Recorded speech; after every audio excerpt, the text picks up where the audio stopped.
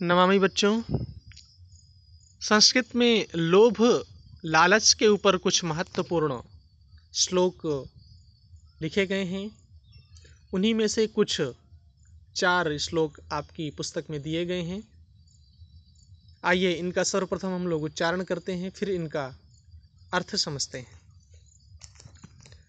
लोभमूलानि पापानि संकटानि तथैव च लोभात् प्रवर्तते वैरम् अतिलोभाद् विनश्यति। लोभात् क्रोधः प्रभवति लोभात् कामः प्रजायते लोभान्मोहश्च नाशश्च लोभः पापस्य कारणम्। त्रिविधं नरकस्येदं द्वारं नाशनमात्मनः कामः क्रोधस्तथा लोभः तस्माद् एतत्त्रयं त्यजेत्। मानं हित्वा प्रियो भवति क्रोधं हित्वा न शोचति कामं हित्वार्थवान् भवति लोभं हित्वा सुखी भवेत्। अब इन श्लोकों का हम लोग अर्थ देखते हैं। प्रथम श्लोक, लोभ मूलानि पापानि। पाप का जो मूल कारण है वो लोभ है। जब हमारे अंदर कोई लालच उत्पन्न होता है तभी हम कोई पाप करते हैं। संकटानि तथैव च, और जब हमारी वो इच्छाएं कामनाएं पूर्ण नहीं होती हैं तो संकट हमारे ऊपर आते हैं। उसी के कारण, लोभ के कारण ही पाप और संकट उत्पन्न होते हैं।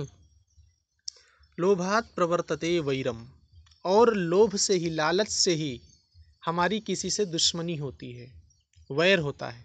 अति लोभात् विनश्यति, ज़्यादा लालच करने से व्यक्ति नष्ट हो जाता है, व्यक्ति का विनाश हो जाता है। अतः हमें ज़्यादा लालच नहीं करना चाहिए। लोभात् क्रोधः प्रभवति, लोभ से क्रोध उत्पन्न होता है। ये बहुत ही महत्वपूर्ण श्लोक है, इसको ध्यान से देखिए। लोभात् क्रोधः प्रभवति, लोभ से क्रोध उत्पन्न होता है।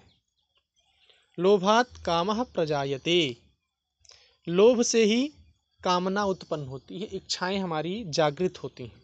जब हम किसी वस्तु के प्रति, किसी व्यक्ति के प्रति जब हमारा ज़्यादा लोभ हो जाता है तो हमारी इच्छाएं प्राप्त होती हैं, इच्छाएं हमारी जागृत होती हैं, कामनाएं हमारी जागृत होती हैं कि नहीं, इस चीज़ को हमें पाना है।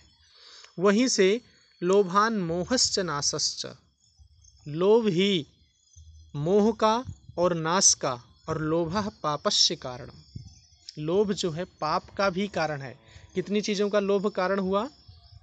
लोभात् क्रोधः प्रभवति, क्रोध का।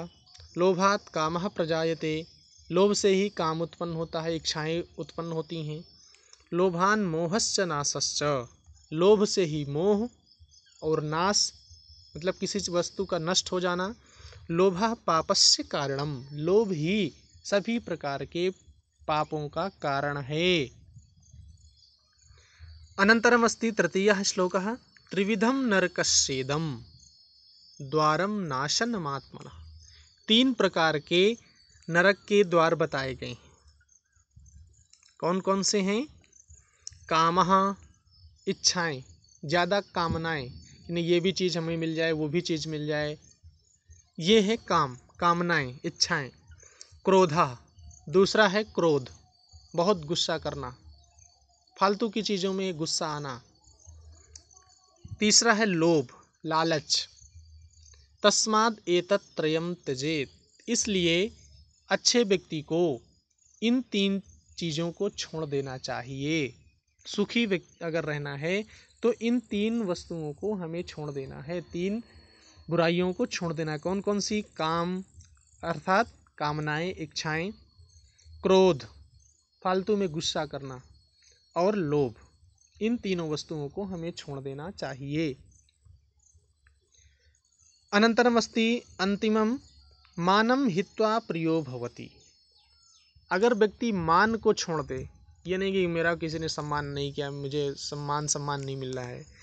मानम हित्वा प्रियो भवति, अगर आपके अंदर मान सम्मान आप छोड़ देते हैं, ज़्यादा उसके चक्कर में नहीं पड़ते हैं, तो आप सबके प्रिय हो जाते हैं। क्रोधम हित्वा न सोचति, अगर आपने क्रोध छोड़ दिया तो आपको ज़्यादा कुछ सोचना नहीं पड़ेगा। क्रोधी व्यक्ति को बहुत कुछ सोचना पड़ता है कि नहीं इसको हम ये करें, उसको हम ये करें, उसको तुरंत गुस्सा आ जाता है, तो बहुत कुछ सोचता है।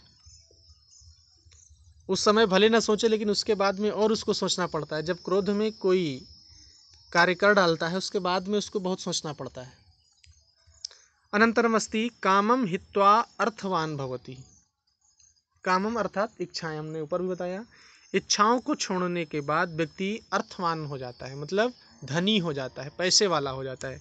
जब आपकी ज़्यादा इच्छाएं नहीं रहेंगी, ज़्यादा कामना नहीं रहेगी, तो आप स्वाभाविक है आप धनी हो जाएंगे, आपका पैसा बचेगा। लोभम हित्वा सुखी भवेत, और लालच को छोड़ने के बाद व्यक्ति सुखी हो जाता है। समझ में आई बात आप लोगों को? लोभम हित्वा सुखी भवेत अर्थात लालच को छोड़ देने से व्यक्ति सुखी हो जाता है, प्रसन्न हो जाता है, मस्त रहता है। ज़्यादा लालच हमें नहीं करना चाहिए। धन्यवाद।